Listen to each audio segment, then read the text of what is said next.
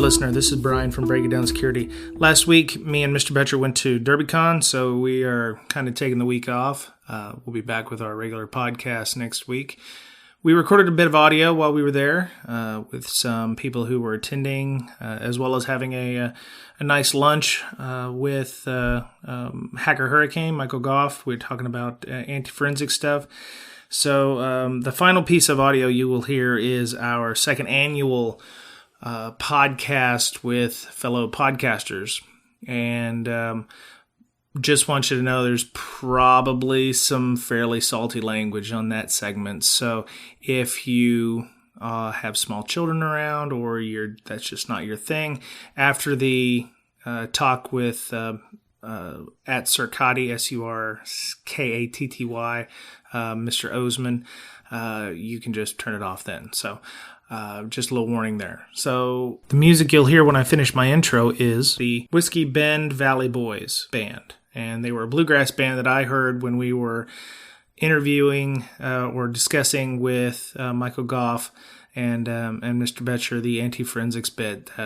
They set up their band and did a set there. So that's some of the music you'll hear. The link to their website is in the show notes. They have 5 different CDs from what I understand. So plenty of music out there. And that's really, really traditional folk music that you would hear in that area. So it's very authentic Louisville. So hope you enjoy. And we'll see y'all next week.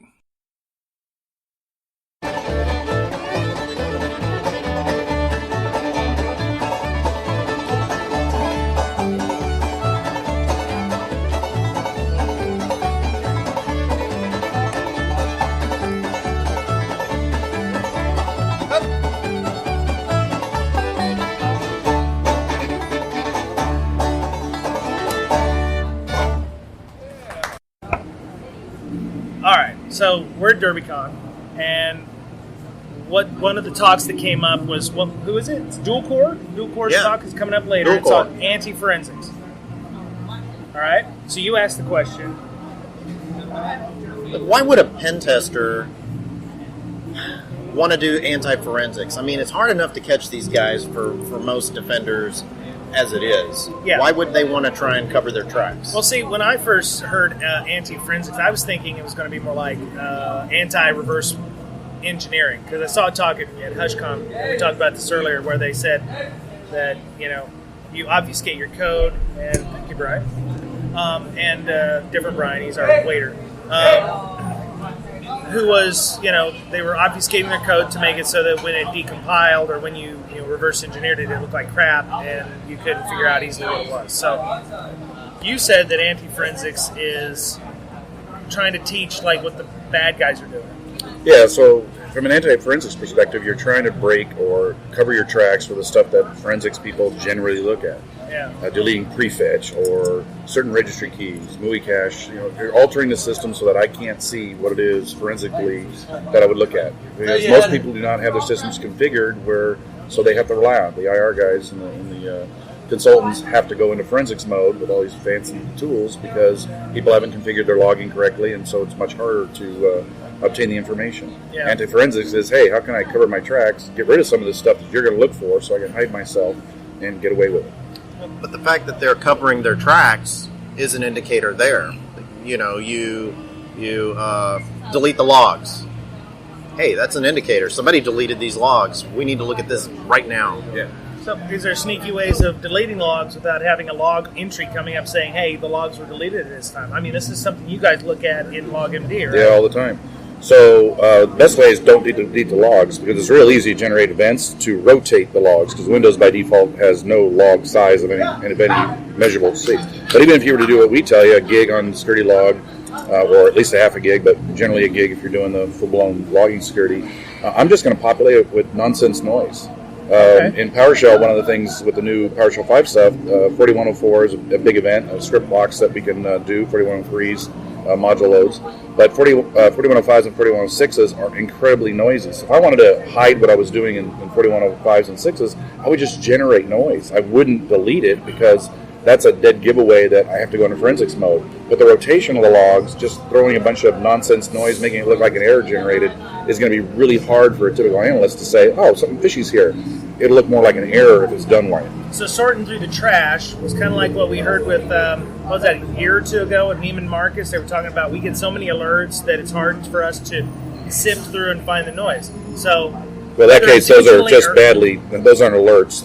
Those are notifications. Whether intentionally or unintentionally, that is a way of getting around the anti-forensics. Yeah, it's not uncommon that the bad guys will, for example, in some of these big attacks, we saw this with the banks, where they got DDoSed. So you get the team looking over here at this event going on, and then they start doing something over there.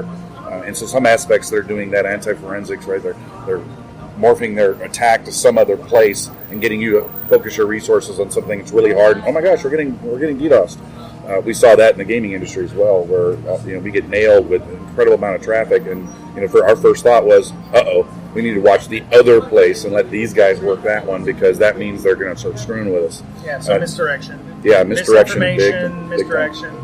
And all that I consider to be anti-forensics, right? It's really more affecting the IR folks or the incident responders that have to go into forensics mode, or the forensics analysis that really have to dig in. Yeah. So if I can delete prefetches and the things, time stomp, and what else can I look for? What else can I do to cover my tracks on a bad guy? Or what you should look for. Hopefully most talks should say, here's what you should look for if anti-forensics is occurring. Yeah. But attackers should look at what is being enabled in the logs, right? So that, if they say, well, I'm just going to send UDP packets, well, the Windows log might not be logging, firewall entries. Or I'm going to start a process and then kill it, a billion times. You may not be logging process execution, things like that. You could be stopping and starting the process at the same time you're trying to run it on another side, right? So you could have, in 1,000 entries, you could have 500 or so where they're crap, and then in the middle somewhere where you're expecting something different. Wouldn't that be good filtering? Or you do your bad thing and then you start filling up the logs so that it rotates and then it's not in there anymore.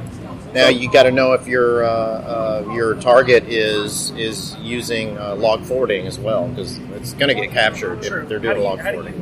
How do you rotate the logs on a Windows box? By default? By default it's built in, so it's a FIFO, first in, first out, or first in, first out, and just build it, generate something. Like when I run my scripts, I have a cloud solution I use for my log management for my home systems and testing. If I write a script and I forget to whitelist out, like the find command, and I'm looping through a massive file of hashes or whatever, I get this huge spike of finds, and it unfortunately overdoes my license. And so I get cut off for the rest of the day until the next 24-hour period. Yeah.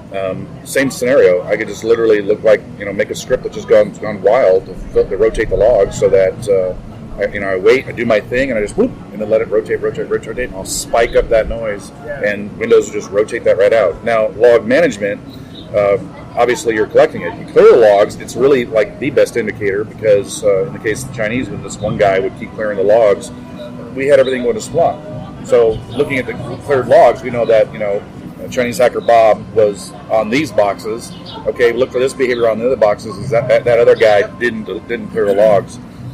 So good guys really shouldn't clear the logs. If you know there's log management, don't clear the logs. Fill them with noise. So Chinese guy that didn't do his proper checks on the system, he would have noticed that there was an entry somewhere that's saying push this to the logs. Yep. So would he have shut off the send the logs to the SIM and then done his naughty bits? But that also is incredibly telling, right? So we use. I always tell people. Yesterday in my talk, right, I talked about my top 10 tools: log management, a product like BigFix, configuration management, whatnot. And so we always use BigFix to tell us how the health of Splunk was doing. We use Splunk to tell us how the health of BigFix is doing, so we can go back and forth with them. Okay. And so that was an indicator. So anytime we had a massive stopping of services in Splunk, then potentially they were doing that. And then immediately you go look at the local logs with some tool and you harvest them locally and hope they're not deleting them as well. But at that point you're going in forensics mode, because the data is probably not going to be there if they're doing that to you. Yeah. I mean, it's really telling to say, well, is this going to be easy or much harder? Boom, jump to forensics. They just took out our easy way of doing it. Okay. And you got to be careful when you start forwarding logs as well. You have to know what is configured on the system. I'll give you an example. Let's say if you have a product. Most products that forward logs do it in TCP, but some of them by default do UDP. So if you generate a log entry, it's going to send a UDP packet to your log correlation engine, right, or your log collector. Well, what happens if you turn on firewall logging? So you're going to create, like you're going to ping Google or whatever, so that'll create a log entry, and your log forwarder will say, oh, another log entry. So it's going to send a UDP packet to your log correlation engine, right, your log collector. Then Windows is going to log that because, you sent a packet. Yeah. So it's going to log that, and then what happens next? Well, your log forwarder is going to say, oh, there's a new entry in the log, so I'm going to forward that UDP packet, right? So UDP is just a fire and forget instead of a constant, a consistent connection, right? It's multiple connections. So you're going to do this, crazy thing over and over. Create an event, forward the log. Create an event, forward the log. It's going to, recurse upon itself. Yeah. And you're just going to fill up your log that way, or fill up your, your Splunk license or whatever you have.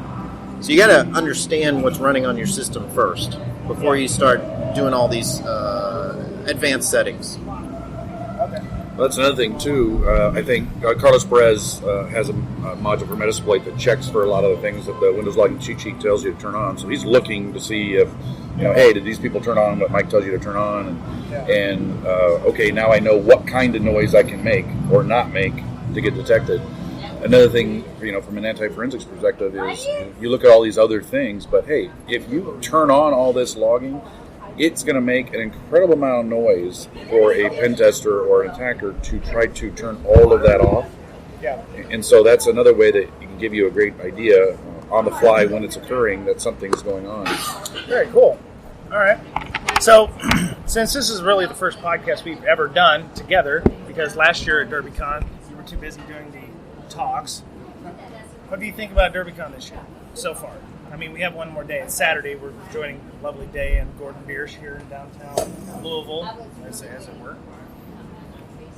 What talks have you seen so far, too? Well, I just got out of Graeber's talk. At Manifestation. Manifestation. So that was a good one. He talked about, it was all WMI and PowerShell. Yeah, he kind of knows stuff. He does know stuff. He knows stuff. Yeah, so that was good. I got some We're ideas from we know there. stuff. You don't know as much stuff as he does. No, he's a very good resource that I definitely rely on. We're going to poke him, and there's a lot of people we need to poke to come on the show. I wanted to see one. Nancy Snoke did the one on changing your security culture. I wanted to see that one as a stable talk, but I got busy babysitting some speaker before he went on. He was in the green room. He needed his 25 M&Ms that were black before he got on. So yeah, I got my bourbon ale yesterday for my talk. You did get that, yeah. Wow, you're all fancy because you're a speaker and shit. Yeah. So, so you saw Manifestation. What did you see yesterday? I've slept since then. Oh, yeah. Well, I saw... I think alcohol had a little bit to do with I saw Goss memory. Talk, and I saw one about... I just saw the one this morning. Oh, yeah, that's right. Beowulf. You spoke. I was in there. At Beowulf 88, he talked about OSINT and how to do OSINT without being a creeper. And he was talking about how, there's public, areas out there where you can get data without, resorting to unethical methods, because he works for a PI firm, so he has to, you can't extort people, you can't, rummage through their house. You can go through their dumpsters and their trash cans, but you can't go through, and do. You can't actually do that on an apartment property, because that's considered private property, unlike the trash that's in a street. So if it's picked up by an external service, Don't ask me how I know this. That's a story for another time. But if it's on the public street, yeah, you can rummage through it. If it's in a apartment complex or a building complex where it's picked up by a third party, yeah, that actually is considered private property. He said his folks are not above dumpster diving, so they get amazed when people throw away. They have been the dumpster divings, yeah. So, I thought it was interesting because he was like, "Oh, this guy posted something to Facebook and it showed a picture of him pumping gas." Schnitzel for you. Woo, schnitzel! And he showed in the reflection. Nah, I'm good. Showed in the. I'm so sorry. It's okay. Pizza. There you are. Nice. Well, everybody knows what we're having for lunch. I'm having a double cheeseburger. What? Double bacon cheeseburger. That's it. Well, y'all enjoy. Right on. Thank you. And I saw Carlos Perez's talk. Yeah, Purple Team. So Always a good talk. Big Fan of Carlos Perez's he work. knows definitely stuff. need to get him on. Yeah, he knows a lot of good stuff. Yeah, He's one of those guys. he's a shiz knight. Yeah, Former colleague of mine at HP. So man, what is it? You work for everybody at HP? yeah, well, the small setup. Interestingly, the small set of people that worked at HP are all pretty well known in the security community. That's true. Which is kind of funny. You worked with some guy by the name of Jay Beal. Jay Beal I worked with. Yeah. Now they no longer work at HP. They've gone to bigger and better. But we were squashed a lot of the things we were allowed to do at HP. So now that we've all left and we have an opinion, we're how out there sharing it, Right. We're trying to make other people better from all the stuff we learned. That's cool. While we're at HP. Yeah. So yeah, Beowulf 88, Jay Huff, that was a good talk. And I'm gonna catch Lee Brotherston and Amanda Berlin, who's here. Jay, Lee couldn't be here, but so they're gonna do their talk about inheriting a security department. What do you do then? He never answered the question. How's he like DerbyCon? Yeah, how's DerbyCon for you this year? This is your third one. Firing Great. one? No, man. I didn't go to the parties last night because I wanted to attend more talks today. You can't overdo it, Yeah. right? There's so much energy you can spend, and you go to the talks and you're trying to keep up, understand. Sometimes, that's a great point. Let me write that down. Or, I need to. This is too complex for me. I need to review it, but it is good stuff.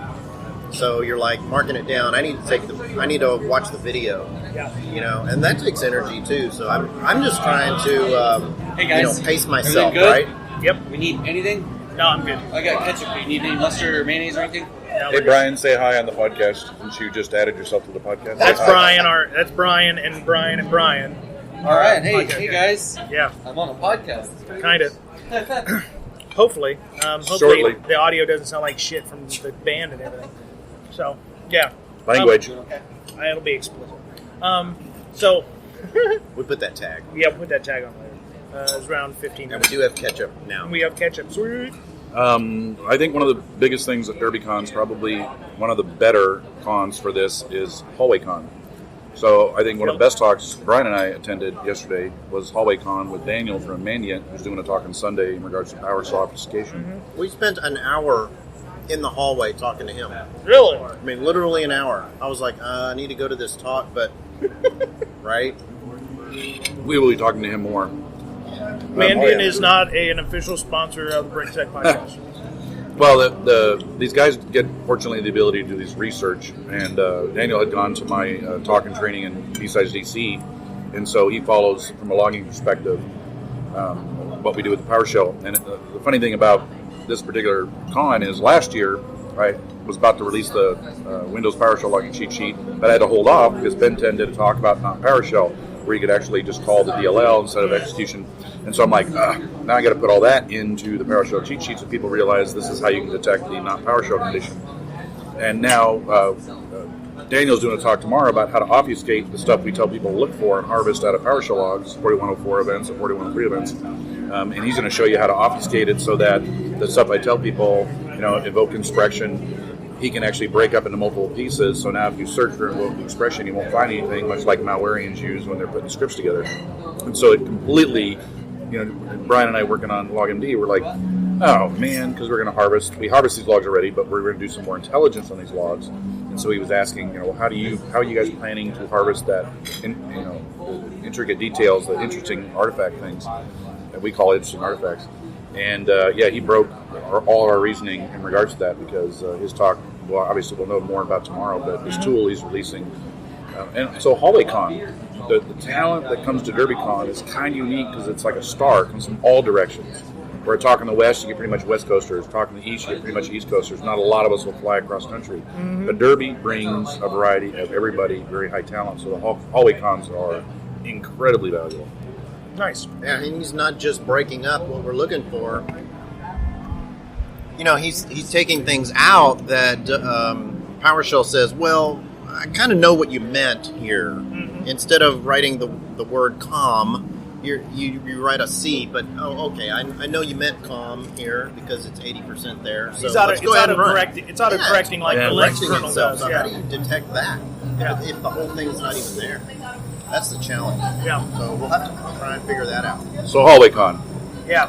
DerbyCon also has a incredibly valuable HallwayCon.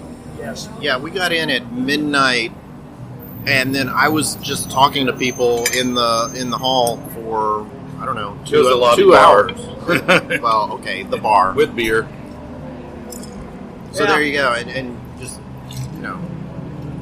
Yeah, I liked it. So far, I've been liking it this year. So many more people came up this year and said, "Hey, are you Brian and Mr. Boettcher?" Or no, I actually said, "You're Brian and the other guy." And I was like, "Yes, I'm the other guy from the show." There goes public transport. They, a lot of people came over and said, "Hey, we like your show. We like what you're doing." I've got people who are coming up who are like, "Hey, I'm about to start a podcast. I'd like to understand how you're doing your setup, and I'd like to understand how you're doing your work and with marketing and stuff." And I was like, I don't have a marketing degree. I don't understand SEO. It's obvious by how many listeners we have, and I've had a lot of people still don't know who we are, so that's cool. We still got people we got to get to bring over to our side. So mission isn't accomplished yet. So yeah, It's good to have goals. it's good to have goals. That's right.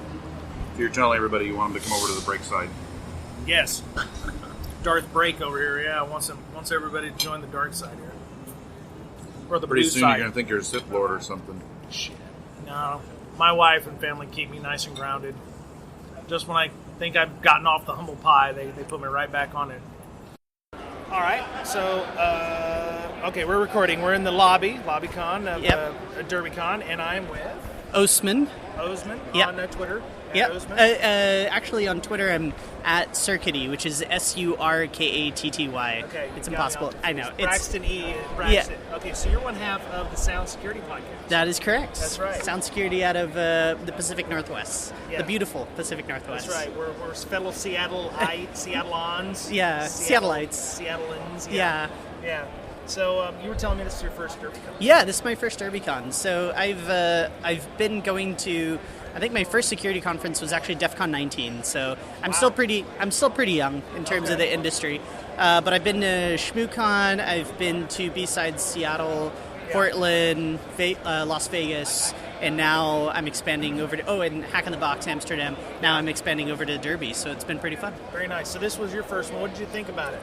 I think it's been pretty good. So far, yeah. I think it has more of the ShmooCon vibe than a DEF CON vibe for those who've been to both. If you've been to DEF CON, you kind of know the large crowds and, kind of like the big names who always present.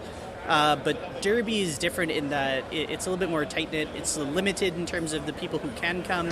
So you have the kind of the aura of exclusiveness with both positives and negatives, but I like it.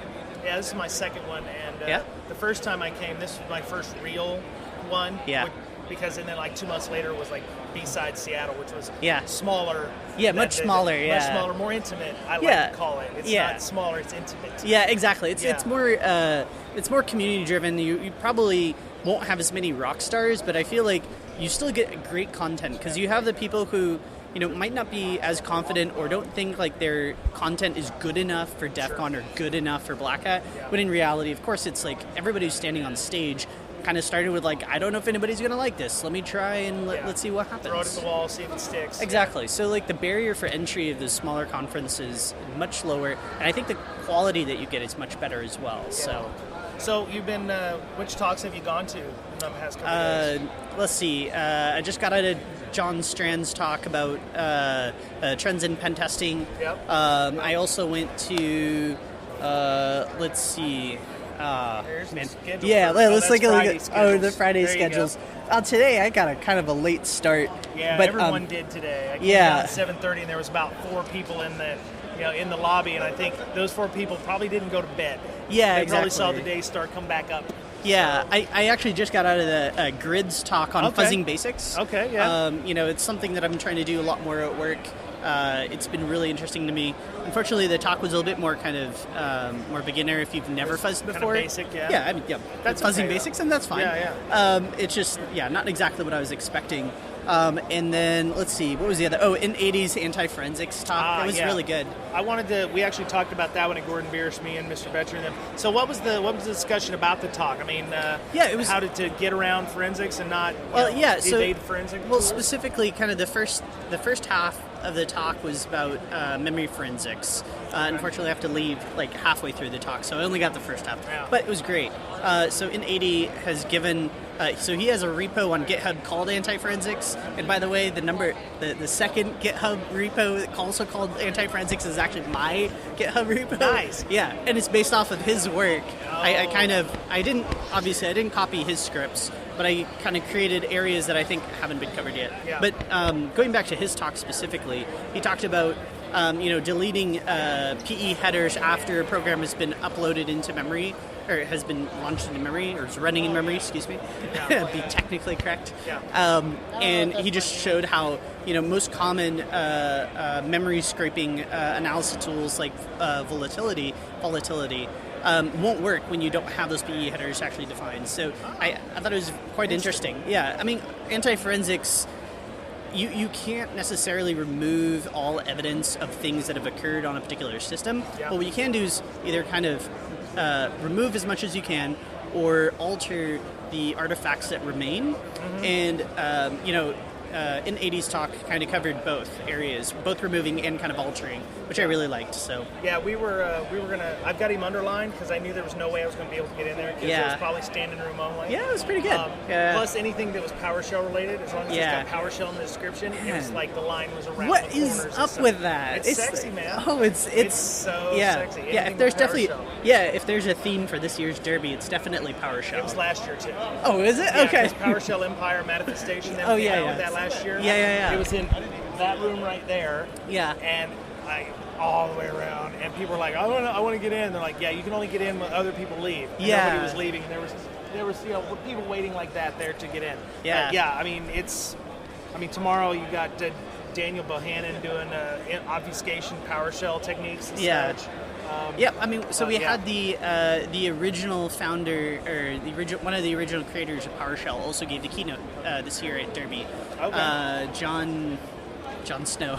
Yeah, John Snow. John. He's never happy. I'm really terrible with names. Jeffrey Snover? Yeah, Jeffrey Snover. Yeah. Okay, Snover. Yeah, and that was really great. He kind of provided an overview of how they thought about PowerShell and kind of where it is and where the security industry is starting to think about PowerShell and how people built tools on top of PowerShell, not only for system administration purposes, but also for, security post-exploitation frameworks like Empire and other things like that, right? So it's awesome. It was a really good talk. So I'm wondering, they're releasing PowerShell as open source, so it can possibly be ran on Linux instances in the cloud for, like, say, Google or AWS or anything like that. Yeah. How is that a game changer to Linux? Because if it's as efficient a tool for hackers on Windows, is it now the new hotness for Linux? Yeah, I don't know. Are they hamstrung it at all? I don't think they've hamstrung it at all. I think this is, I don't want to put on my conspiracy hat, but let me put it on for a moment. Okay. This is a really typical Microsoft technique, which is, kind of shock and awe, release everything everywhere, get everybody to buy in on it, and then at least what they've done in the past is then start closing things down and locking it down to have more control over it. I don't want to say that's what's going to happen with PowerShell, but it's definitely echoes of the past Microsoft. Now, with that said, I don't think they're trying to hamstrung like the Mac version or Linux version. I think they're really trying to gain adoption, because when people adopt PowerShell and they're used to that paradigm, there are more engineers that are more comfortable with it, there are more tools built on top of it, and Microsoft becomes more successful as a company because of it. And I think that's awesome. As long as the tool helps you do your job more efficiently and increase your productivity, then I'm all for it. Yeah. And if people are happy with PowerShell, then go for it. Well, you're seeing that interoperability both ways. They included SSH in Windows. Yep. Now they're moving their version of terminal services and tools to Linux. So it's like, if you run on Windows, you're going to be able to use SSH either way, or if you run on Linux, you're going to be able to run PowerShell either way. Yep, exactly. So, it's people are just going to build more and more scripts on top of it. They're going to write more articles about it, the capabilities around it. During the keynote, they kind of criticize Dave Kennedy for being a little late to the game because PowerShell, I think, came out around 2006, 2007, and Dave Kennedy gave a talk at Black Hat, I think 19, like 2-3 years after it was released, and we're like, hey Dave, where were you at? This thing is already released. But, of course, with new technology, it just takes time for it to get adopted, for people to recognize the power associated with it. And, I think it's hitting a critical mass now that more and more people are adopting it. I don't know if it's going to replace Python in terms of, popularity within the InfoSec community, but it certainly has found a good foothold within security people who primarily use Windows to do as a part of their day-to-day jobs. And very quickly, too. I mean, PowerShell's only really started, I know it's been around for quite a while, but it's only started getting hot when people realize, hey, there's a lot of inside tools that you can use. Because it's been around, I think we did a show on it, it's since XP, or 2000 even, there was PowerShell since 2000 or XP. So. Yeah, and to give you an idea, I don't think this is necessarily just PowerShell, but GitHub released their kind of state of open source report recently, where they talked about the most popular repos, most popular organizations, and they noted by far the highest number of contributors to a given organization was actually Microsoft, and that's because of recent changes Microsoft has done to open source a lot of their things, put a lot of those things on GitHub, accept various different pull requests. They even during the keynote they bragged about how they actually have a couple of community committers for people who can commit to mainline PowerShell and other open source projects that are actually owned by Microsoft, because they want to have that community driven participation, which I think is really awesome. Because when we all have our eyes on it, and when we can inspect things, and when we can submit patches to make the software better, it's good for the business. I'm Brian from Breaking Down Security. I'm Jerry from Defensive Security. I'm Amanda from Hurricane Labs. Timothy from Exploring Information Security. Ben from Raleigh Security. Brian from Breaking Down Security. That's Mr. Boettcher. SciaticNerd from Saha Says Security Endeavors, and also coordinating B-Side San Antonio. I'm Bill from ReBoot-It. Awesome. You're as loquacious as ever, sir. Thank you. He's very tired. I think you've worn him out. Yeah, he's sad. You people get out of my room. Well, you want to talk about cybers. Yeah, you talk. Drank. Yeah, see? And don't There's a whole challenge gallon her. over there. You know better. Don't challenge her. So the big chill. Ben, you've been really, really loud and obnoxious right now. Yeah. Is this your first DerbyCon? You've been here for It is, yeah. Oh, right on. Okay. Anybody else's first DerbyCon minus the students? minus the studio audience. No, everybody else has been here. You're a video weasel, so that's cool. This is my second. Mr. Boettcher's third. I've been there every year.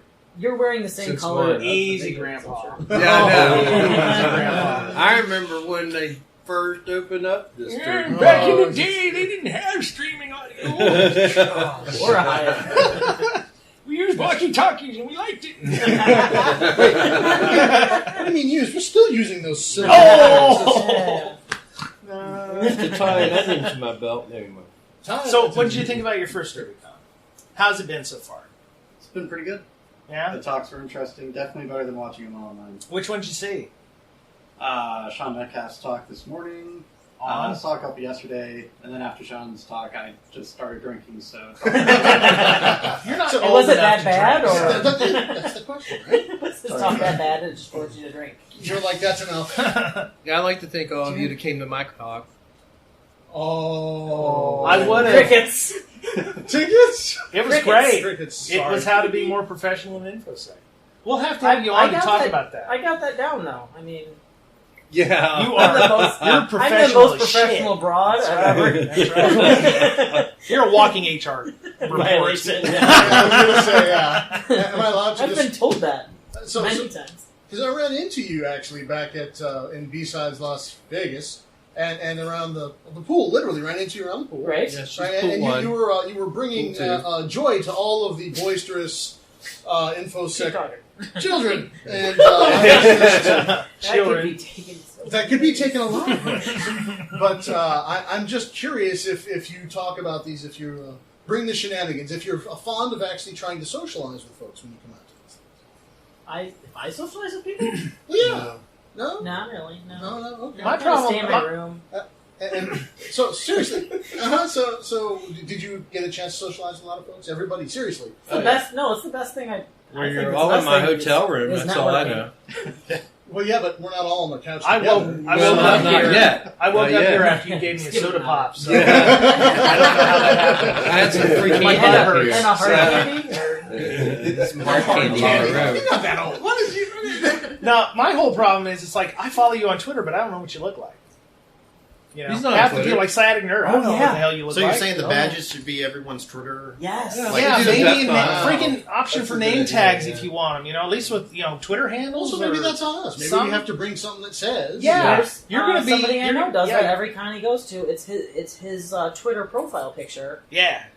You know exactly when you look at it who he is. My Twitter profile picture is me. Yeah, Well, exactly. And I still don't get talked. Oh, sad bit. Wait a minute, I taught you at your second breakfast this morning. That's true. Second breakfast. So tell us about your Dunkin' Donuts fiasco. Oh God, no, I don't want to talk. Oh, come on. I don't go to Let's Dunkin' get Donuts sued. because If we're going to do a podcast, it's we're going to get Pacific sued. Northwest. I don't know if this is an anomalous thing or not, but I went across at 7 a.m. Dunkin' Donuts was just opening. I'm like, fuck it. Let's find out what Dunkin' was the big deal, 'cause there's commercials, but we don't have it. So I was like, I'll get a coffee and 2 donuts. Donuts were probably about 3 weeks old. Nasty. I got a glaze, so I'm like, well, I can mess up a glaze, and a Boston cream, and they were just awful. I was like, okay, well, donuts, maybe they're known for their coffee more than this. I don't do chicory and coffee. Apparently, it's nasty. But it was like they squeezed a dumpster right out into a coffee cup. I swear, it was god awful. I had a small coffee. I drank half of it, and I'm like, screw this. Where's me some Starbucks? Wow. Yep. I don't know if it's anomalous So or no, whatever. I actually know. So in other cities I've been to, I've not run into this challenge. I think that every year I've had the privilege of coming to DerbyCon. Poor 4th Street looks like a battered, war-torn village afterwards. Like Somalia level, because you walk in and all the restaurant people are like, what just happened? Like 4,000 billion people from their point of view, because that's usually pretty sleepy during like the week. So Thursday or Friday afternoon, you walk in and they're like, you don't have any meat. Yeah. I wanted to get a burger. It's called Burger Place. And they're like, yeah, we don't have that right now. I'm like, well, what do you have? Well, we've got some lettuce. I'm like, well, that's terrific. So salad places across the street, yeah, but they don't have any salad. So maybe I can get a burger over there and bring it to you? I mean, people just run it all out. It takes a village to make a burger. I can get meat over here, but no bun. No, there's buns over here, but no lettuce. Yeah, it's kind of like that. Riveting. It is. Welcome to restaurants in Louisville. This is kind of how Bill's podcast goes. Yeah, pretty much. Thanks for stealing my format. So wait, we're not like following show notes or something? There's not like. I've got something. I don't even have a Gosh, for those I wasn't ready for that. For those of you listening on the radio you machine, can't see what just happened, but it was pretty vulgar. No, we never do a podcast with a lot of show notes. No. I don't. I'm completely just. I'm just pulling you. Amanda's the one that forced me to start doing show notes. She's like, "What are we talking about?" What do you want to talk about? We talked about driving. How long it takes us to drive to different conferences for like a half an hour. Wow. This is That was the highest rating show that I've ever done. People loved it. I don't know why. People being people can be pretty interesting. Like, why are you listening to this? It's a show about nothing. It's a podcast about nothing. Yeah. Who are these people? I noticed.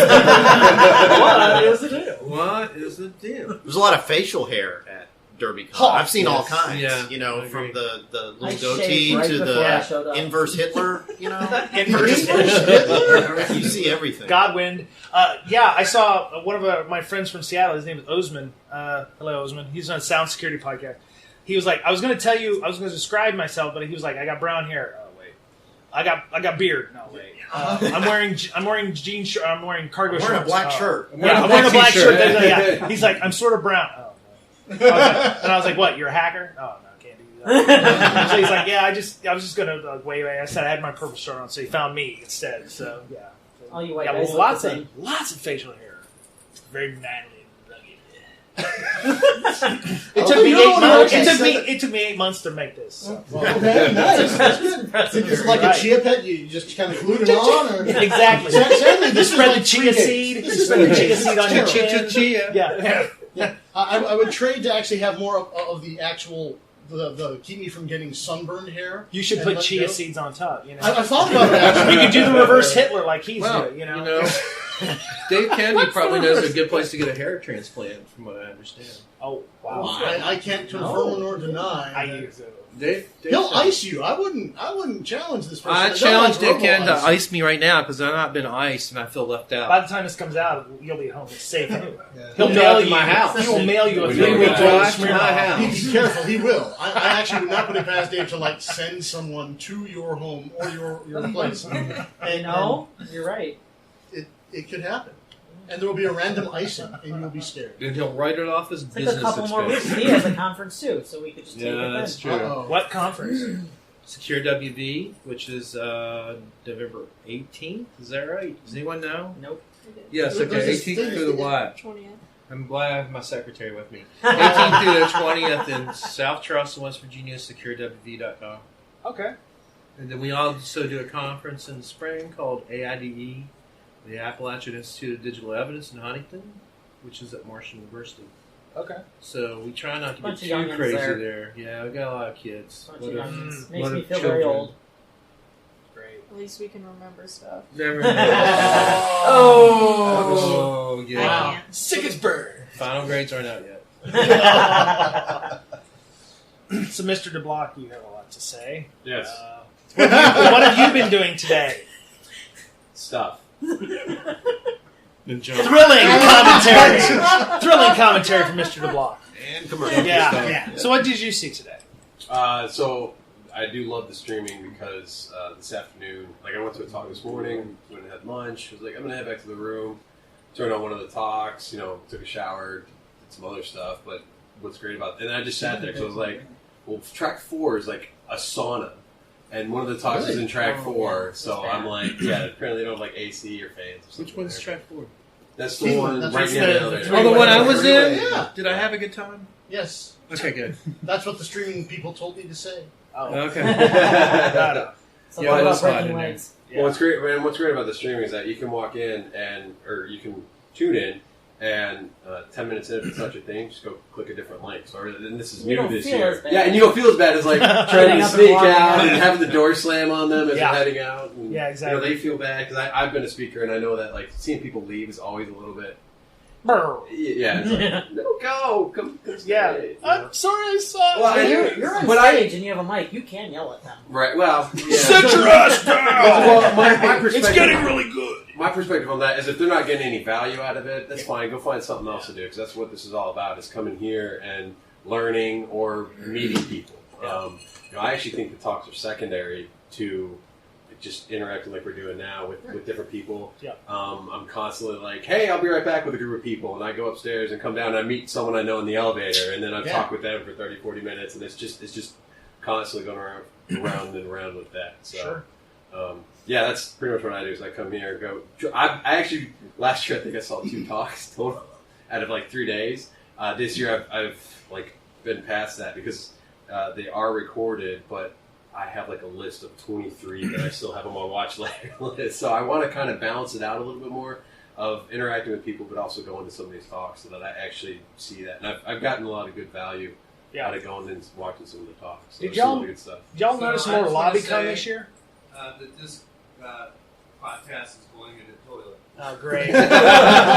No joke, I was on a conference call the other day, and all of a sudden, there was 60 people on the call. All of a sudden, you hear this whoosh. Someone forgot to mute and hit the toilet. Yeah. And then it was That's my biggest fear. Yeah. That. Wait, during a talk? I mean, yes. No. The worst part's during. Wait a minute, I'll be right back, Captain. Conference call and you have to pee. That my mute's not going to work at some point. Yep. Yeah. Well, it was followed by the whoosh with one guy going, "What the F was that?" With C-level folks on there and everything. And some Debbie's like, "What the F was that?" Okay, but how many times have you actually, you've walked in somewhere and you hear someone just completely on the phone during an act in a bathroom and you're like, why would you do this? Yeah. Why would I think you? it's more of a guy thing. It happens in the airport all the time. I don't know. Oh, sure. I don't know. I can see that. It's like an You office. get off a flight. They go in there and Yeah. like take off their coat and sit down and start making calls. Yep. I'm like, what are you doing? I'm waiting for someone to see somebody eating The in there. person on the other end knows. Oh yeah. But you live here. It sounds different when you're in the bathroom. It's you're in the bathroom or locked in someone's basement with nothing in there. You know. Well, there's no anonymity. That sounds like. There's no anonymity because you can track down the phone number of the person because we had figured it out and we were like, okay, it's one of two people because they live in that part of the country. And the guy was like, nope, I'll own it. That was me in the bathroom. All right, cool, man. Got some fortitude there, you know. Well, if you're using some of these like, what do you call them? Like soft, where you're doing a conference call. Well, they've got noise canceling or what? I mean, like no, it's like go to meet me or yeah. meeting face or whatever. And there's tons of them. Faces. But you can tell because it lights up when you hear the noise. Microphone indicator. So we know who's flushing the toilet and who didn't put it on mute and screaming at their kids in the background. Or the dog. Or well, no, I'm sorry. So the other pet peeve, if we're going there, is the explosive typer. Oh yeah, I'm a typer. Yeah, it's fine to type. Do you have a mechanical keyboard? No, I have a MacBook. And it sounds like this. Still, the mechanical keyboard. Thank you for demonstrating. Clacky. Yeah. The other is the email. You know what grinds my gears? All right, who's not on mute? Yeah. Oh, sorry. My entire job is on conference calls. I work at home full time, and so from the time I get up until the time I go to bed, I'm on conference calls. So it's that in spades. You have, and by the way, you get to know each person. You get to know, like, there's 10 people that do that with their phone by the keyboard, and you get to know people's typing. Like Joe. Put your phone on mute, guys. Or you've got 8 people because you know that's how he types. You've got 8 people on the call. It's like, oh, okay, dog barker, heavy breathing guy.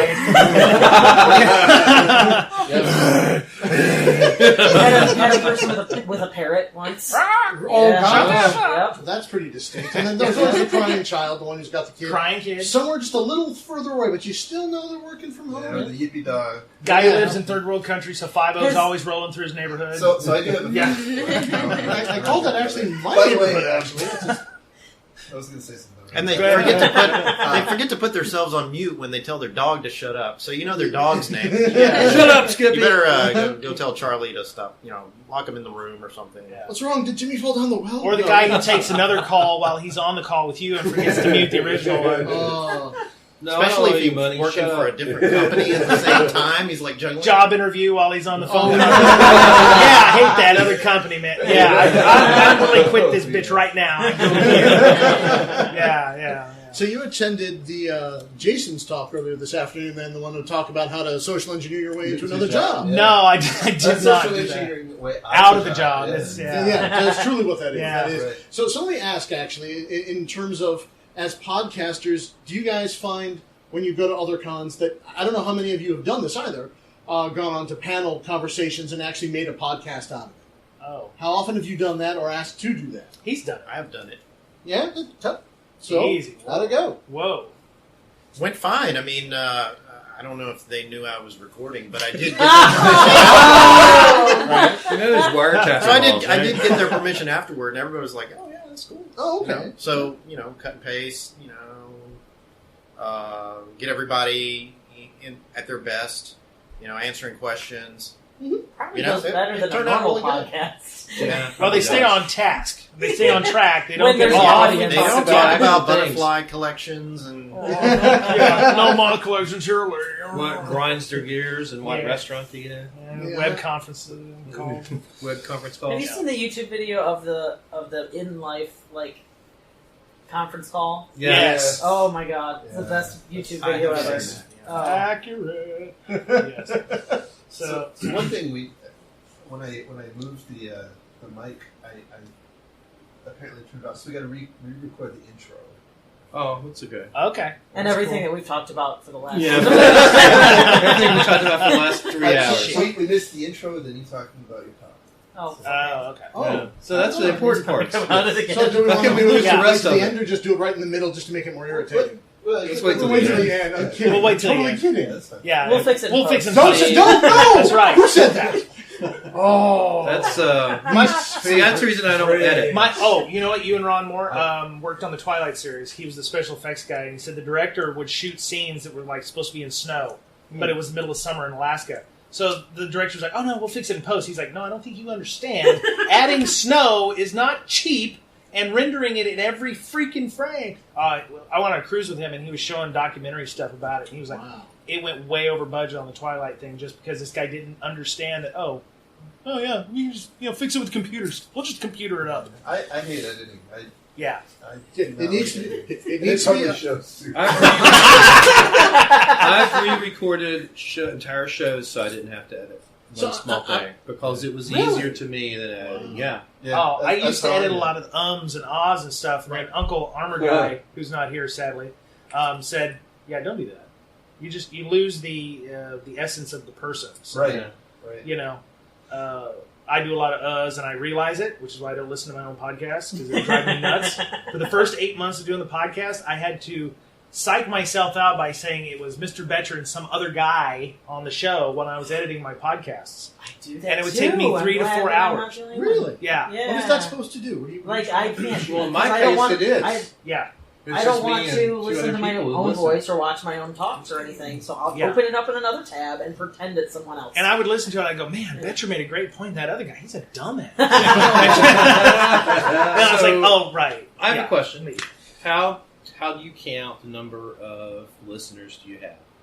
Downloads, impressions? On your fingers? Or? No, just generally. I mean, on one hand. That's the way I feel. On one hand. And I don't think anyone listens to me until I go to a conference, and then it's like, I heard the podcast. I'm like, you listen to my podcast? No kidding. First time some guy was like, knew me by name, I was like, I listened to your show. I was like, I was just waiting for the other shoe to drop. Like, oh, it sucks, bro. Something, right? Yeah, trying to think of a good apology. I only listened to it once. I've libsyn for analytics, but it kind of bugs me because apparently you got hit by the same bug we did. We had like a couple of months where we had like 1,000 downloads a day, which is a lot for us. Sorry. Yeah, no, that's a lot. No, that's apparently there's some Chinese dude or somebody was downloading a bunch of stuff. When I first started, I had that problem. Yeah. Well, apparently they hit me. Oh wow! It was like that counts, though, right? I told Boettcher, I was like, turn off your Python downloader script to make it look nice. First couple of weeks, 3 or 4 IPs in China were just like banging on me. I mean, I had like 5,000 downloads after a week. I'm like, holy crap! That's when you sell ads. Yeah. No, but it was. I don't know what the hell it was. I still don't know why. So you were actually probably part of a DDoS attack, and they were just like sending your podcast to this one website. I'm kidding. I'm totally kidding. No, you know what? With Krebs and everything, with his huge ass DDoS, they were probably loading web pages and having it redirected back to his site. Yeah, possibility.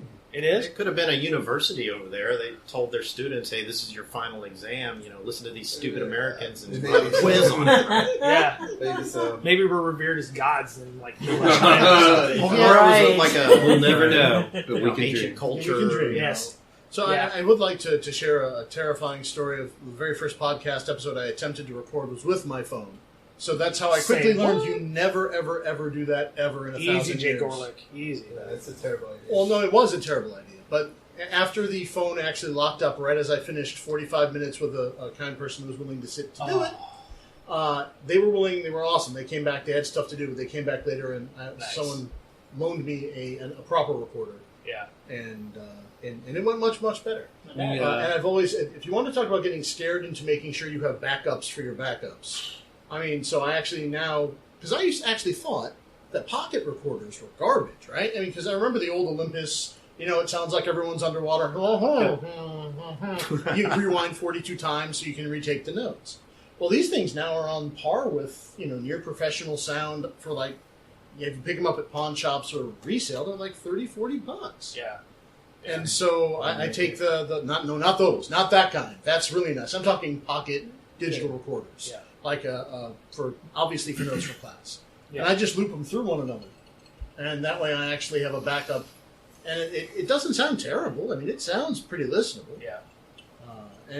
But losing that first podcast sucked so bad. I mean, I've lost multiple podcasts. I've switched software. I've recorded podcasts where we got to the end and we were like, oh, by the way, you didn't record. I didn't record. Did that happen with you? Yes. We've changed our audio setup so many times. We first started, we were like syncing each other up on Audacity, so he'd record and I'd record, and I'd take his audio. My goodness. Wow. 3, 2, 1, record, and then we both hit the record button at the same time, and then he'd upload it on his 6-1 up internet connection to Google Drive. Google Drive actually is a godsend for us on podcast stuff because we can set up documents for the guests to add input to. Yes. We set up our show notes and we collaborate back and forth. Exactly. And then when we're done, we upload our podcasts to there. I actually keep my archives of all my shows on there instead of locally because I have a ton of stuff. Google Drive is great for podcasters. This episode is Brought sponsored to you by Google. Google.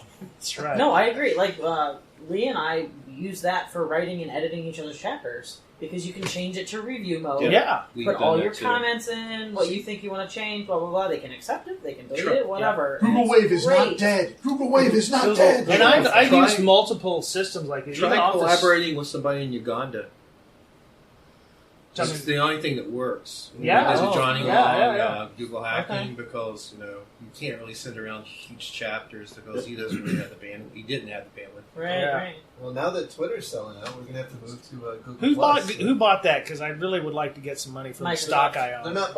Nobody's bought it yet. They're trying to sell it. What are they selling? That's the question. Twitter. Why? I know, but Our I mean, accounts. is Twitter still a thing? Is Yeah. Twitter going to die?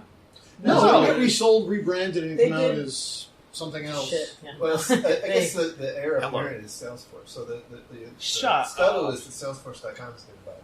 Oh, God. Right, and so it would be sounds Twitter horrible. Force or Sales Twit or Well, but you have to Twitter think, Force. Well, you have to think that I think Salesforce is fancying themselves as as an enterprise software company now, and Microsoft just bought LinkedIn, and so now they're like, well, we got to answer. Well, LinkedIn was all about data. I mean, they're a huge data aggregation. I mean, people share stuff on that. Like shitty data. I know. This episode not brought to you by, and will never be sponsored ever again by. Also, that's not LinkedIn's fault, by the way. Also, never let Dave Kennedy or Jason Street ever endorse you for anything because it will be murder. And erections. What? Oh yeah. They endorsed your erection, or they just said they endorsed generically? I think generically. I don't know if they've ever seen it. The endorsed. I'm confused. Don't ask. Okay, I'm don't gonna tell. have nightmares. I'm thinking. Don't tell. Kids, don't watch this. This is a low point in their daddy's career. So, speaking of careers, why did everybody start their podcasts? What was the impetus for that? What was like, oh, there's a problem, I can fix it? How am I going to take over the world? I was bored. Okay. I just didn't want to see you cry. Aww. Actually, I'll tell that. Tim, how about you? Where did yours come from? Because you've been. So I've actually been podcasting for like 5 years, but 4 of those were like baseball. So I ended up loving doing the podcast and learned a lot from doing that. And I was looking for an idea. I had started the PVC sec with Ed Rojas and Paul Jorgensen, Which is good, by the way.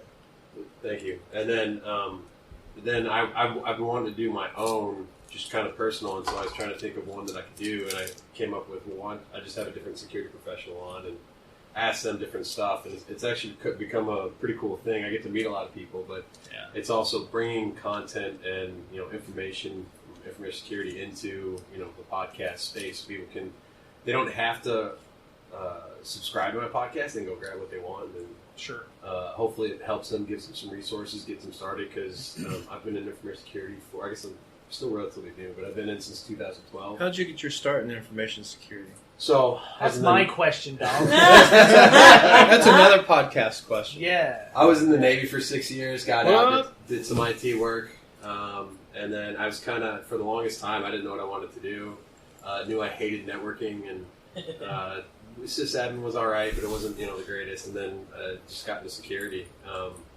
About 3 months in, the South Carolina Department of Revenue happened, and then 6 months later, our website got defaced. And I worked for the state government in South Carolina. So But it was all interesting to me. I actually found that I really enjoyed what I was doing and was actually putting in the extra effort to advance within the field, which I wasn't doing in just regular IT. So yeah, nice. Yeah. So Ben? I kind of wanted to help people with the same path. Understood. Getting started. So how about you, Ben? So I just wanted to get better at public speaking. So I, as an introvert, don't normally talk to anybody. So you shut yourself up in a room by yourself and podcast? With a video camera, though. So yeah, that's great. Yeah, he does a video podcast. That's actually very Shut up. Yeah. Really? Live too. I told you I got to face It's hard to radio watch when you're talking driving to work, but yes. I just drive with my knees and then watch on my Surface with my knees. Yeah. Oh, great. Now I got to add a disclaimer. Don't watch this one. Yeah, right on. So what? And you it just shuts up the kids. Yeah, exactly. Puts them to sleep. No, I'm just kidding. I'm sorry. It probably does. I say inappropriate things. It's all good. And you wanted to work on your public speaking. I understand that. Yeah. A lot of people fear that more than death. So what have you gotten out of podcasting? Yeah. Hopefully I'm better at public speaking. Right on. There you go. So I always research different things and read everything I can. So it was a way, I always have like a collection of links and articles and everything. It's kind of a way to, bounce things off Tony Robinson, get his take on things, sanity check some ideas and thoughts that I had, and just see what sticks and makes sense. So what's your show about? Lots of things. Well, no, I mean, is it like, do you do a topic or something you learn every week? Is it news of the week? Is it a combination of both? So who are you catered to? That's a great question. That's usually the first question you should ask yourself when you're doing it. a podcast. It is, yeah. When I boarded it out, did a canvas. Yeah. I actually had question marks for my audience because I had no idea who would actually listen to me.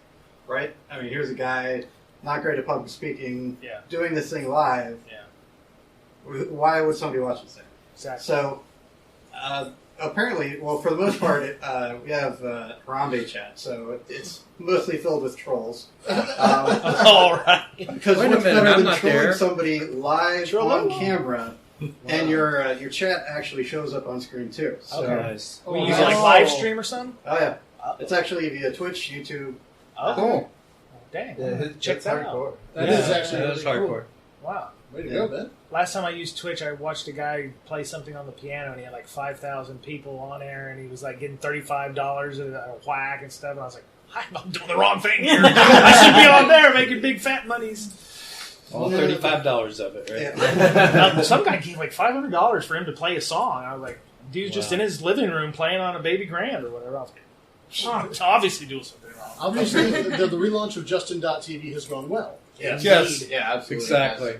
Wow. For the gamers, there's actually supposedly Saudis and other wealthy individuals who really love certain gamers, and they'll just dump thousands of dollars. I think I saw one guy get $25,000. Do you think they want to watch me play Warcraft really badly? That might be funny if you actually gave running commentary. Can I play like Angry Birds or something on a tablet, with the camera? Cool. So you ever been swatted yet? So the video cast is all of us rotating out week to week different games, and it's just called Angry Nerds. So just how long until Brian slams the phone down because he can't get I'd watch that. Nice. See, and there it is. Yeah. Your first $5 may be in front of you. Cool. I'll give you $1. Well, I mentioned our origin story, but Mr. Boettcher probably does a better job of it than I do. Well, my therapist told me I should face my fears. Okay. So yes, that's why I got well, started. No, yeah. Well, for us, podcast with him or yeah, oh, yeah. Brian and Mr. Boettcher from Breakdown Security. That's right. He's the Mr. Boettcher. Yeah. That's awesome. Yeah. See, I thought you made him up. No. Okay. Like a hand puppet. I thought when he said that. Well, my hand is up. No, you're across the room.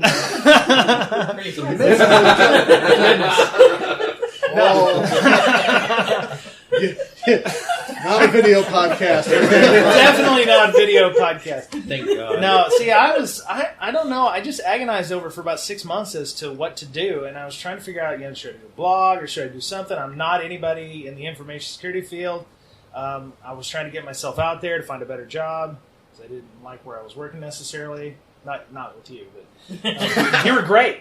We shared the same office. We were the same group at a company that won't be named, and I was trying to figure out what I was going to do, and I'd listened to Security Weekly and I'd listened to Risky Business, and those were all started listening to Security Weekly. Is there anything? Risky Business and Security Weekly were probably the first two. Well, I was a CISP, so I was trying to figure out how to make my CISP worth something, because a lot of people are very polarized about a CISP. Yes. As being either completely worthless or something that's a nice way to get in the door if you need to. So I was like, well, I need to do something to make my CSP not look worthless. So I was like, okay, a blog or a podcast. And I agonized over it for about 6 months, and just as I was about to start, he looks at me, he's like, you want to co-host? And I was like, how? Thank God, I was trying to figure out how to ask him to come on the show. So yeah, we actually started doing podcasts based on stuff that we ran into during the workday. Like our first one was on hashes, because we had this guy, he was like, oh, well, we in MD5 encrypt our data, so we're good. And I'm like, So we talked about hashing and encryption and encoding and all the different things. MP3 is an encoding, MD5 is a hashing, and a AES is encryption. These are all different things, but they appear to be used interchangeably for the same thing, much to InfoSec chagrin. So, yeah, and then we just started working from there. And our first interviews were with Kevin Johnson from Secure Ideas when we were getting our GWAP at Sans AppSec in 2013. And then, our real first couple episodes, that was it. I moved to Seattle, and we've been doing them distant the whole time. So this is the first time we've actually recorded a proper podcast in 2.5 years. Oh, wow. And we put out one every week. So well done. Wow. Yeah. That's Consistency is the key, I think. It does help. It is good to be consistent, and if you can't put out a good product, at least put out something that people might want to listen to. So if you can't if it's not good, it should be consistent. I say at least we're consistent. Consistently bad. Yes. Well, that's still consistency. Yes. People will expect you to have something, and if they don't, they'll be like, "Oh, okay, I'm going to go on to do something else." But that's what subscriptions are for. So even if you skipped a couple of weeks, hey, what happened? Why don't I have my latest episode of Fill in the Blank, right? So that's true. So yeah, how'd you get started? Well, so it turns out I marveled at the fact that every time I get to go to a different conference, I would get to meet someone, and I say, "So how did you start?" And you hear their story, and it's pretty fascinating. And I then go back, and other people would ask you, "So how did you start?" Or how would I get started in that field? And I said, "Well, that's a good question." And so it did 2 and 2 together. It's not a big trip there. And I said, why don't I just start recording the podcast? And I kind of floated the idea to some friends, and they said, you really should. Yeah. And so that was Security Endeavors. And so that became, every time I could grab someone and sit them down and get them to talk, I would try to apply them for information for about 30 minutes or so. Just kind of get them to chat up about why it was. And I was way overproducing, so I was killing myself in the edit process. And it was just, it's a passion project that I barely have time to do. But then along the way, I met some really awesome folks from SAHA. That's the San Antonio Hacker Association. Okay. And so that's our local group. And they said, we were sitting around shooting the breeze after or before one of the meetings, and that turned into the next run. It became, hey, we should just talk about stuff. And so I admit I tried to slowly push some structure into it so that we kind of knew where we were going and why. But they preferred more of an open forum thing. Yeah. And so we're working to strike a balance. Because I figured, I used to listen to InfoSec Island, or InfoSec Daily. Oh, yeah. And that's where I first heard Adrian and the guys going at it and talking about stuff. But it was always more about their lives, right? It wasn't strictly about the topic. And I'm a fan of Twit and other podcasts out there that were computer related. And it just seemed like maybe if we could find somewhere in the middle, it would be something that was still informative, but still kind of, you got to know the people who were chatting. Sure. So that's my thing. And so I am unfortunately am kind of the reason that Saha Says is kind of inconsistent from time to time, because I burn out. Or I get overloaded because I just changed jobs 3 months ago, and I'm very busy, and so it should be as easy as you start talking, you stop talking, you put the music on, and you upload it, and you're done. And that's kind of how we do it. Yeah, that's how I do it. And the fix it in post phrase, man, that is an evil phrase. The only time we do that is sometimes we'll get people, because we record on Mondays or Tuesdays, and it doesn't go out till the following Sunday. So sometimes we get time, somebody will reply back, oh yeah, don't mention that thing. And I was like, oh, okay, that's cool. And I can just yank that out and put something in that says, hey, he didn't want me to say anything right here. Oh, that's cool. And then we go on. But it's nothing fancy. I mean, I just re-record the whole entire podcast. You got a perfectionist thing, don't you? You got a perfectionist issue, maybe, a little bit? We did that once, and it didn't turn out that way. So, no, that was the first kind of episode. fake. We did the first one on hashes in our 0. office, and then the second one we were like, okay, that We was could do sucked. better. Yeah. But it really did. So. It really wasn't better. No, the first one was better. We How should've about you, kept it. Bill? Yeah, Bill. Well, I used to listen to Paul.com. That's where the first when I listened to. We'll get sued. I don't care. Oh, it's okay. Paul.com to me to this day because I haven't listened to it in 10 years. Oh. And at the time, it was Mick was still on, Yeah. and Carlos, and Paul and Larry. Was So Twitchy that's- still on? Twitchy. No, I was after Twitchy was gone. So Yeah. it's now called Securely Weekly. It's still a good podcast. Although ours are better, of course. But I used to be on the InfoSec Daily podcast on the weekends as like a fill-in. We decided we wanted to do an InfoSec Daily weekend podcast because we missed it when it wasn't there. Mm. And then that turned into, well, they kind of folded. They got burned out. So from there, a friend of mine started a streaming local radio station. So we started ReBoot-It as a local radio streaming show. Really? Where he was interviewing me about general InfoSec. Okay. And then he, that thing kind of fell apart, and they kind of went on, but so it went back. It kind of disappeared for a couple months, and then I brought it back. Yeah. Used the name that we came up with, the whole thing about security, and it's podcast and plain talk about security and privacy. Yeah. So we kept the catchphrase, and then I've just been doing it mainly for fun. Yeah. Sure. It's an excuse to get my friends together or to interview somebody.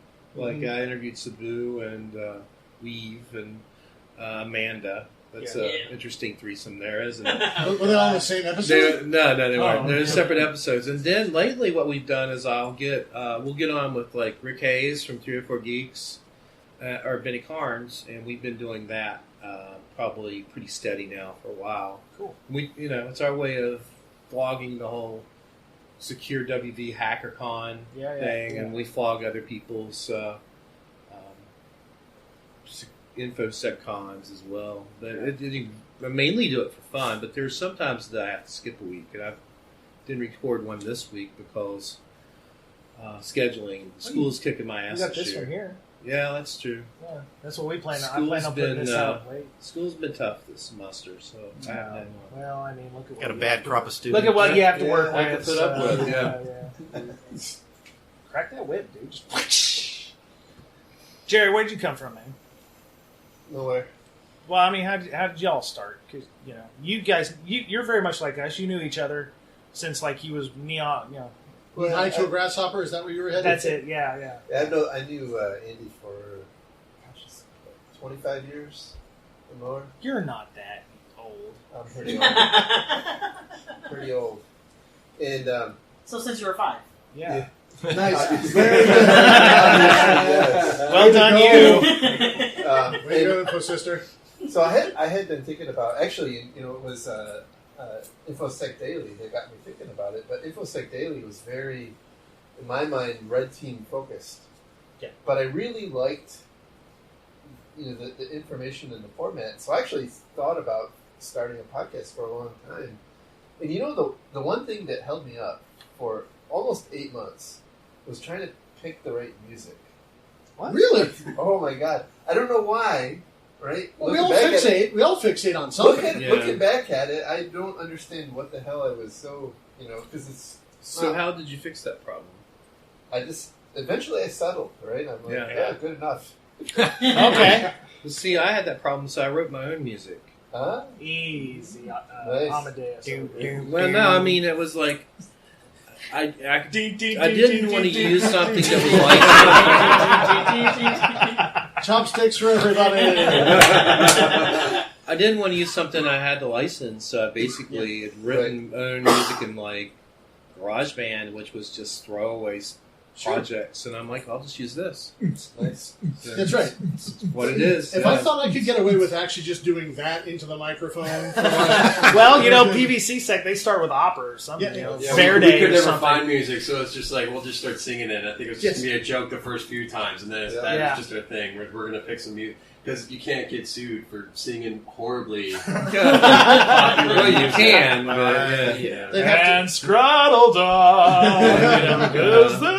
you can claim it's a parody if nothing else. So you guys are though you do News of the Week, but it's beyond News of the Week. I mean, it's not like you're just going through the news and talking about it. You're discussing comments and suggestions. So the angle I tried to come at it from was there's a lot of shit happening in the world, right? And nobody's really dissecting that and talking about, well, what the hell went wrong and what should we be doing different?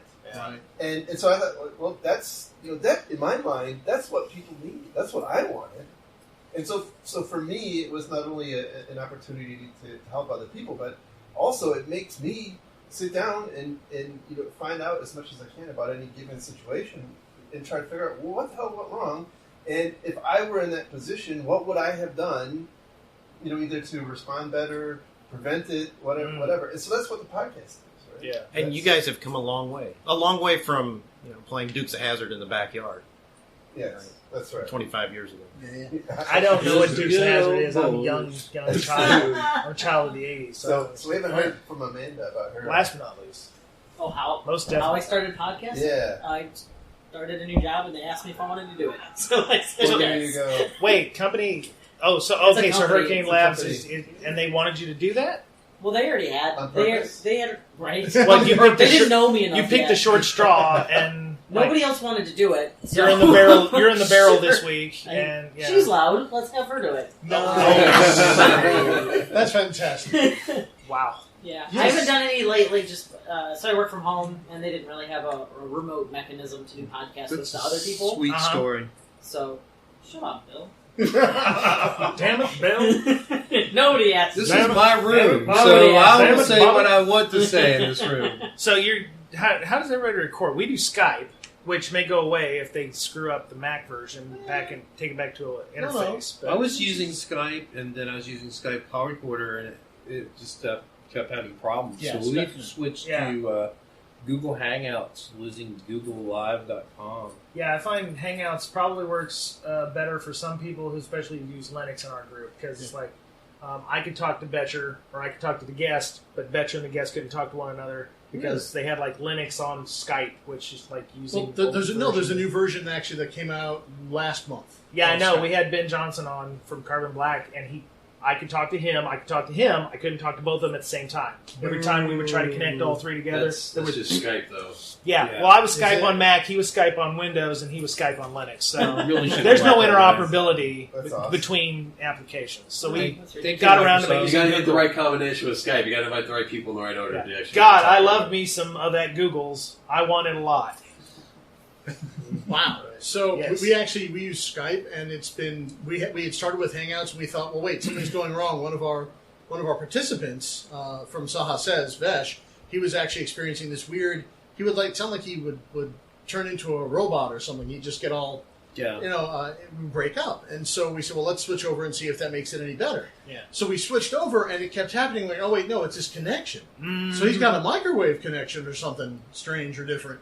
Because he lives in the middle of, BFE. Yeah, and so it's a really interesting connection for him, and it still works. So I found we have had success both ways as far as Hangouts or Skype. They both work. Yeah. But for recording the audio, I don't rely on any software to do it, because I found I got into so much trouble trying to get the line out, to mix it all back down. It goes to a mixer board, and it comes out of the mixer board into the two recorders, because I do not trust things. Yeah, it seems like that Google will sacrifice the sound for video, whereas Skype will sacrifice the video for audio. Yep. And the audio quality is better on Skype for us. I mean, we'll do Hangouts, but you can tell when we've done something on Hangouts. Do you turn on the camera when you do Hangouts? Because we don't. And we turn it off to save bandwidth, but because some of our people just don't want to put Skype cameras on anyway. So to save a little bandwidth, we do that. But And when we've done that, we've had more success. Yeah. Dealing with the bandwidth problems. Yeah. And besides, I don't look as pretty, so. So I think we're standing in the way of Bill's. I think we're done. Yeah, he's like, I need to watch some footballs. I need to take a nap before I go see Whitey Cracker. Oh, who? Whitey Cracker. Oh, I follow him on Twitter, but I'm not. He's crazy. It's cool. Yeah. All right. Well, real quick, everybody, since we're going to be on everybody else's podcast, let's talk about who we are and how they can get a hold of us if they want to cross-contaminate themselves. Bill, let's start with you since it's your room, I guess. Hello and welcome to another exciting episode of Reboot-It. Tonight we're joined by... No, you're not going to say your names? Sphincter says what?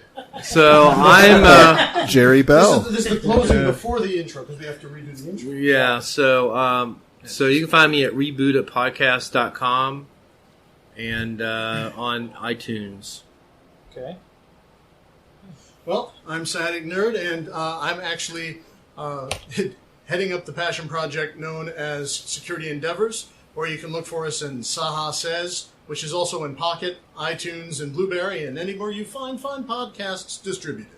Wow. He's using his radio voice. And Ben with Raleigh Security. You can watch us live every Wednesday at 7 p.m. at RaleighSecurity.com. Is that every time zone? Yes, and every time. What is that GMT? It's the only time zone that matters. I feel like the BBC music is about to play. Yes. How about you? TimothyDBlock.com/EIS or Exploring Information Security in iTunes. Right on. And Amanda Berlin, and you just follow me on Twitter. Okay. Info Sister. Info Sister. INFOSYSTIR. Yeah. And I'm Jerry Bow, Malicious Link, and DefensiveSecurity.org. Brian Boettcher, at BoetcherPwned, BoettCherPwned. Yeah, and I'm Brian Brake on Breaking Down Security with Mr. Boettcher there. I'm at Brian Brake, BryanBrake, and you can find us at www.breaking, BRAKE, like my last name, INGsecurity.com. No, I've had people... Not a misspelling? I always thought you were really bad at spelling. Well, he misspelled his own name? Jerry, if you could see his face. You are correct. However, I've had people on LinkedIn say, I never listened to your show because I figured you just didn't know how to spell breaking right.